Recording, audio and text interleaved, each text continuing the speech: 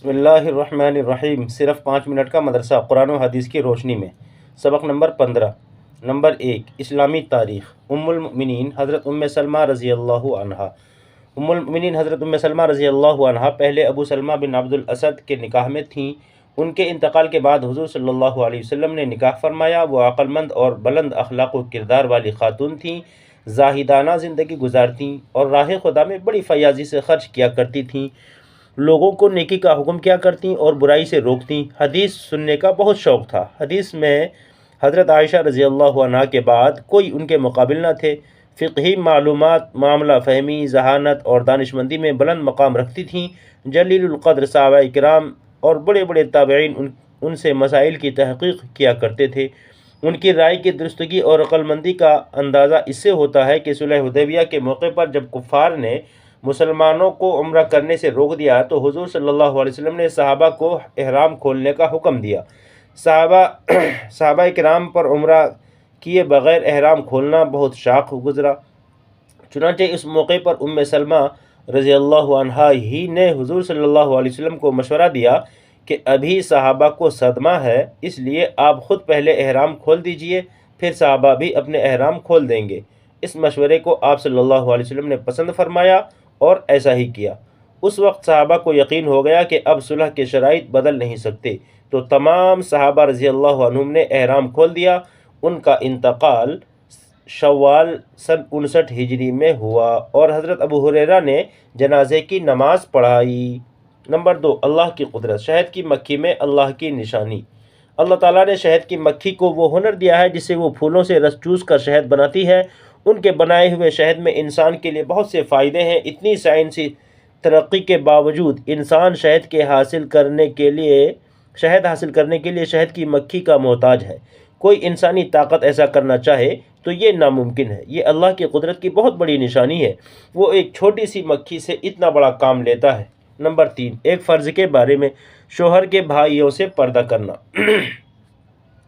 رسول اللہ صلی اللہ علیہ وسلم نے فرمایا، یعنی نامحرم عورتوں کے پاس آنے جانے سے بچو۔ ایک انصاری صحابی نے عرض کیا، دیور کے بارے میں آپ کیا فرماتے ہیں؟ تو آپ صلی اللہ علیہ وسلم نے فرمایا، دیور تو یعنی تمہارے لیے موت ہے۔ یعنی شوہر کے بھائی وغیرہ سے پردہ کرنا انتہائی ضروری ہے، کیونکہ وہ تباہی و ہلاکت میں ڈالنے کا بڑا سبب ہے۔ ایک سنت کے بارے میں۔ نمبر 4، 3 انگلیوں سے کھانا۔ حضرت کعب بن مالک رضی اللہ عنہ فرماتے ہیں کہ رسول اللہ صلی اللہ علیہ وسلم 3 انگلیوں سے کھاتے تھے اور جب کھانے سے فارغ ہو جاتے تو انگلیاں چاٹ لیتے تھے۔ خلاصہ، کھانے کے بعد انگلیوں کو چاٹنا سنت ہے، لیکن اس طرح نہیں چاٹنا چاہیے کہ دیکھنے والے کو ناگوار ہو۔ نمبر 5، ایک اہم عمل کی فضیلت۔ یتیم کے سر پر ہاتھ پھیرنا۔ رسول اللہ صلی اللہ علیہ وسلم نے فرمایا، جب کوئی شخص یتیم کے سر پر ہاتھ پھیرتا ہے تو اللہ تعالیٰ ہر بال کے بدلے میں ایک نیکی عطا فرماتا ہے۔ نمبر 6، ایک گناہ کے بارے میں۔ تکبر کی سزا۔ رسول اللہ صلی اللہ علیہ وسلم نے فرمایا، جس شخص کے دل میں رائی کے برابر بھی تکبر ہوگا وہ جنت میں داخل نہ ہوگا۔ کسی نے کہا، اچھے آدمی کپڑے اور اچھے جوتے پسند کرتا ہے، تو کیا ایسا کرنا تکبر میں شامل ہے؟ آپ صلی اللہ علیہ وسلم نے فرمایا، اللہ تعالیٰ صفائی ستھرائی کو پسند کرتا ہے۔ تکبر تو حق بات نہ ماننا اور لوگوں کو حقیر سمجھنا ہے۔ نمبر 7، دنیا کے بارے میں۔ دنیا میں امیدوں کا لمبا ہونا۔ رسول اللہ صلی اللہ علیہ وسلم نے فرمایا، مجھے اپنی امت پر سب سے زیادہ ڈر خواہشات اور امیدوں کے بڑھ جانے کا ہے۔ خواہشات حق سے دور کر دیتی ہیں اور امیدوں کا لمبا ہونا آخرت کو بھلا دیتا ہے۔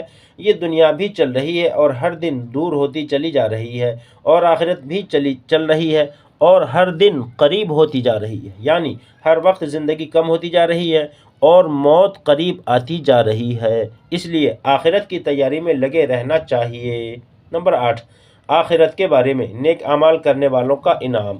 قرآن میں اللہ تعالیٰ فرماتا ہے، جو لوگ ایمان لائے اور نیک عمل کرتے رہے وہ جنت کے باغوں میں داخل ہوں گے۔ وہ جس چیز کو چاہیں گے ان کے رب کے پاس ان کو ملے گی، یعنی ان کی ہر خواہش کا پورا ہونا بھی بڑا فضل و انعام ہے۔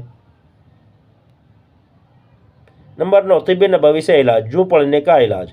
ایک روایت میں ہے کہ 2 صحابہ نے رسول اللہ صلی اللہ علیہ وسلم سے ایک غزوے کے موقع پر یعنی کپڑوں میں جوں پڑ جانے کی شکایت کی، تو رسول اللہ صلی اللہ علیہ وسلم نے ان دونوں کو ریشمی قمیص پہننے کی اجازت دی۔ فائدہ: جو پڑھنا ایک مرض ہے جس کا علاج آپ صلی اللہ علیہ وسلم نے اس موقع پر ریشمی لباس تجویز فرمایا۔